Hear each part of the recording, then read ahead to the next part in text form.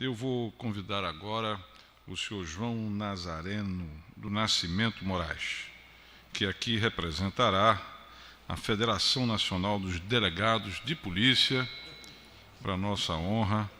Seja Vossa Excelência muito bem-vinda, muito bem-vindo aqui e dispõe de 10 minutos. Tem a palavra. Senhor presidente, senhoras e senhores, em nome de Vossa Excelência, eu cumprimento a todos e peço permissão de Vossa Excelência para usar apenas 5 minutos e destinar os outros 5 minutos ao delegado Ivanildo, que é o presidente da Associação dos Delegados de Polícia, para que nós sejamos bem democráticos na relação institucional do Sindicato dos Delegados e da Associação. Se Vossa Excelência permitir, usarei apenas 5 minutos. Ivanildo, por favor. Senhor presidente, nós não precisamos de ciclo completo, de nada. Nós já temos. Está na lei. Está previsto em lei. Está previsto na Constituição. A competência de todos nós, do juiz até o delegado de polícia, até o vigia noturno, que é agente da autoridade, está prevista em lei. É só cumprir e fazer valer aqui a fala do Técio, do delegado Rodolfo e de outros pares, da necessidade de estruturação para que esse Estado brasileiro tome o belo caminho e volte ao trilho. Volte ao trilho. Antes de 64, Vossa Excelência, como eu, deve ter observado que o povo brasileiro vivia tranquilamente e calmo com o seu segmento. A Polícia Civil com seu segmento fardado, a Guarda Civil, extinta logo após a Revolução de 64. Por quê? Porque o Exército Brasileiro, naquela época, como bem colocou aqui o Edmilson, tem o atrelamento e a responsabilidade das polícias militares. Entre os civis daquela época e os militares, quem eu escolheria sendo ditador?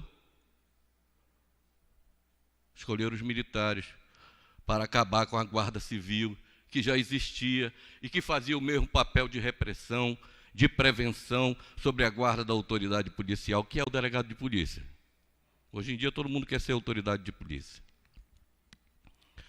Essa preocupação de dizer que o que está posto aí não é seguido, é pela orquestração nacional, com a participação de muitos dos membros do Ministério Público, que o objetivo, na verdade, não só com essa PEC, mas com outra, é a extinção da carreira dos delegados de polícia.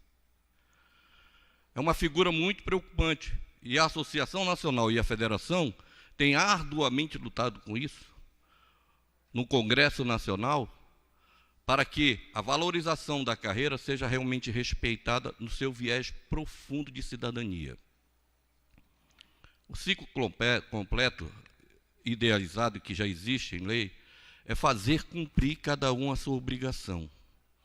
Não pense que quando um policial militar prende alguém em flagrante, que ele não precise de crivo. Esse crivo chama-se delegado de polícia. Não pense o delegado de polícia que quando ele remete os autos ao senhor juiz de direito, entregando o preso, e esse preso é de responsabilidade do juiz a partir daquele momento, não é papel. No Brasil, notificação de flagrante é papel. Não, é o preso que está indo, é o cidadão que está indo.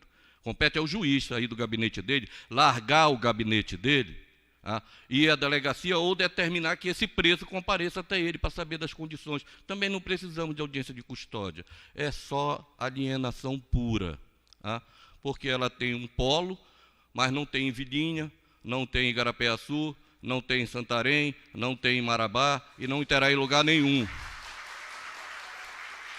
E aqui, ainda às 11 horas da manhã, encerra. Aí daí por diante, você pode prender a qualquer preço, a qualquer momento, a qualquer jeito. É uma preocupação muito grande com a minha categoria. A minha categoria honra, com todas as letras, a sua missão. Temos defeito. Quem não os tem? Quem não o detém? Pós-revolução, essa luta muito árdua, ficou para que nós pudéssemos dar um contexto de instituição. Mas, infelizmente, as vaidades de outros, que outrora eram rábulas, antes de 64, tá? Ou alguém se esquece que o nosso nobre Ministério Público brasileiro começou como rábulo, começou como indicação política.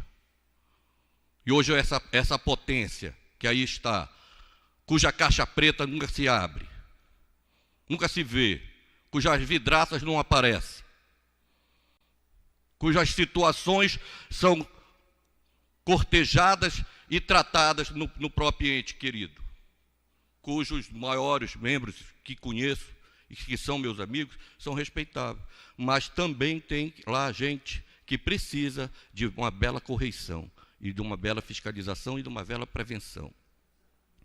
Eu não tenho dúvida disso. Eu não tenho dúvida da necessidade de se fazer valer nesse país uma coisa chamada lei. É só cumprir a lei.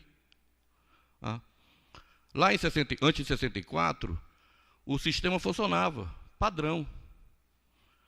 Prende, apresenta, encarcera, liberta. O nosso sistema é de libertação, não é de encarceramento. Simplesmente isso. Não tem necessidade de nós estarmos sendo levados a brigas, a ofensas entre as instituições. Não temos, porque os projetos que apresentam é só de confronto entre as categorias. Nunca de solução, é só de confronto. Eu frequento muito Brasília e presencio isso. Vossa Excelência tem experiência e maturidade suficiente para perceber que já está na lei tudo isso. O delegado de polícia tem a capacidade jurídica, a mesma de um juiz, a mesma de um promotor. Nós fizemos concurso público. E os ciclos, eu fiz questão de trazer um exemplo. Está bem ali, ó. Ricardo. É um exemplo. Essa semana mesmo ele precisou de um suposto ciclo, é um líder comunitário. Os que atenderam mandaram simplesmente o bandido ir embora. E eu é que tive que orientá-lo para ir procurar a corregedoria. Quem faz esse crivo? Quem fará esse crivo? Temos aqui duas pessoas que são de extrema importância, que poderiam falar muito melhor do que eu. Tá? Que é a irmã Henriqueta, da CNBB, e a Iranilda Russo, do Provida, que sabem da situação de cada cidadão aí fora. Sabe muito mais. Porque nós estamos nas instituições, nós vivemos a instituição, mas elas vivem a cidadania plena, direta. Como bem colocou o representante do Ministério Público Federal aqui, o representante do Procurador-Geral aqui, ele tem que se despir para ser cidadão comum. Essas senhoras não, elas são 24 horas, cidadão comum. Eu encerro aqui a minha fala com esse sentido. Senhor ministro, senhor presidente e ex-ministro, nós não precisamos de ciclo completo algum.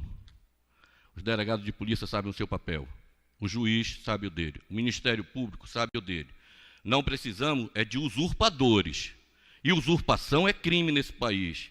Mas ainda assim, vergonhosamente, esse Estado tem um convênio vergonhoso em que o Ministério Público fez com a Polícia Rodoviária Federal e que nós entramos com ação na Justiça e a Justiça omissa, disse que não é de sua competência, fomos bater na Justiça Federal, que ainda não respondeu. Porque estão sim usurpando os direitos e as prerrogativas do delegado de polícia por desejo de mais poder para aqueles que só querem o poder pelo poder e não têm coragem de fazer valer a capacidade jurídica que eles têm para fazer a vontade da população brasileira, porque nós precisamos de segurança, mas segurança para todos. Eu quero, e ainda não vi até hoje, se nós fazemos 8% de produtividade, esse inquérito, eu quero saber quantos por cento desses 8% é feito por denúncia do Ministério Público, quantos promotores estão na corregedoria e por qual motivo estão. Porque nesse país só quem tem a vidraça muito fina, muito tênua, são os delegados de polícia e os militares. Mas, infelizmente, nós não estamos dormindo, não.